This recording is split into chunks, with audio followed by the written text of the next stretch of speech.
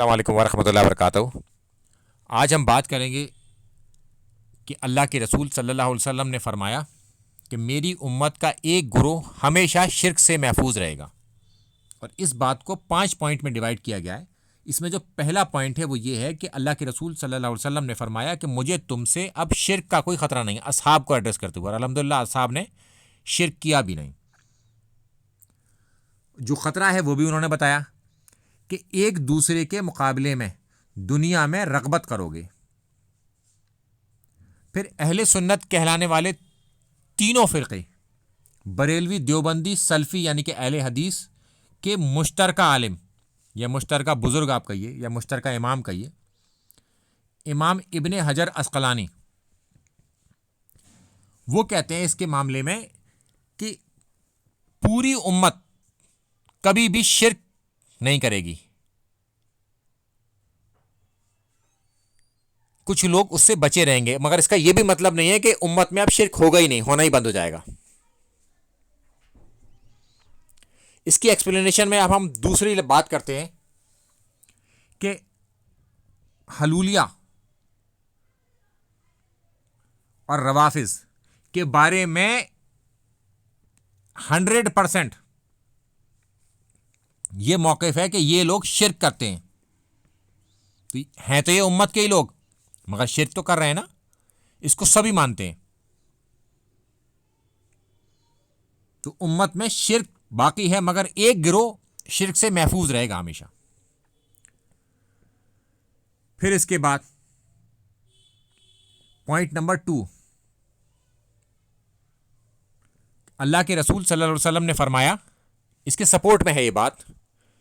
کہ میری امت کبھی گمراہی پر جمع نہیں ہوگی، یعنی کہ جو گمراہ کن کام ہوں گے جن سے گمراہی پھیلے گی اسے پوری امت نہیں کرے گی۔ اس کے سپورٹ میں ایک حدیث آتی ہے، اور اب پوائنٹ نمبر 3 کی طرف ہم چلتے ہیں کہ 72 فرقے اس امت کے دوزخی ہوں گے اور ایک جنتی ہوگا۔ پھر پوائنٹ نمبر 4 کہ بنی اسرائیل کی جو ڈویژن تھی، ان کی جو امت ڈیوائیڈ ہوئی تھی وہ ہوئی تھی 72 فرقوں میں، اور اللہ کے رسول صلی اللہ علیہ وسلم نے فرمایا کہ میری امت 73 فرقوں میں بٹے گی اور ایک ہی جنت میں جائے گا۔ تو پوچھا گیا کہ کون سا وہ گروہ ہوگا؟ اللہ کے رسول صلی اللہ علیہ وسلم نے وہ گروہ بھی آئیڈینٹیفائی کر دیا جس پر میں اور میرے صحابہ ہیں، یعنی کہ یہ لوگ تو شرک کرتے ہی نہیں تھے، اور اللہ کے رسول صلی اللہ علیہ وسلم نے تو دعوت دی تھی توحید کی، اور اصحاب اس پر چلے۔ پھر جو لوگ اپنا امام اللہ کے رسول صلی اللہ علیہ وسلم کو مانتے ہیں وہ تو اس میں داخل ہو سکتے ہیں، چونکہ اصحاب بھی اپنا امام اللہ کے رسول صلی اللہ علیہ وسلم کو مانتے تھے، اور جو لوگ کسی اور کو اپنا امام بنا بیٹھے ہیں، جیسے کہ ایک بات مشہور کر دی ہے کہ 4 امام ہیں، امام ابو حنیفہ، امام مالک، امام شافعی، امام احمد بن حنبل، ان میں سے کسی ایک کی اتباع کرنی ہوگی۔ اب آپ کو یہ کہاں لکھا ہے کہ ان 4 میں سے کسی ایک کی اتباع کرنی ہوگی؟ چاروں ہی حق پر ہیں؟ کیا اس کا پریڈکشن ہے کہیں قرآن و حدیث میں یہ آتا ہے کہ ان 4 میں سے کسی ایک کو ماننا پڑے گا؟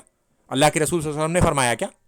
یا اللہ نے فرمایا ہے؟ یہ پتہ کیسے چلا کہ ان 4 کے پیچھے چلنا ہے کسی ایک کے؟ تو ہمیں جو امام بنانا ہے، امام الانبیاء کو، یعنی کہ اللہ کے رسول صلی اللہ علیہ وسلم کو اپنا امام بنانا ہے، تبھی ہم اسی مذہب پر رہیں گے جس پر اللہ کے رسول صلی اللہ علیہ وسلم اور ان کے اصحاب تھے۔ اب یہ 5واں پوائنٹ، اللہ کے رسول صلی اللہ علیہ وسلم نے فرمایا کہ میری امت کا ایک گروہ ہمیشہ حق پر رہے گا، اور یہ گروہ غالب بھی رہے گا، یعنی کہ اس کو نقصان بھی نہیں پہنچا پائے گا کوئی زیادہ، یہاں تک کہ قیامت آ جائے گی، یعنی کہ کوئی ایک گروہ ہمیشہ حق پر ہی رہے گا، اسے کوئی نقصان بھی نہیں پہنچا سکتا، نہ ان پر کوئی غالب آئے گا، وہی لوگوں پر غالب آئیں گے قیامت تک۔ السلام علیکم ورحمۃ اللہ وبرکاتہ۔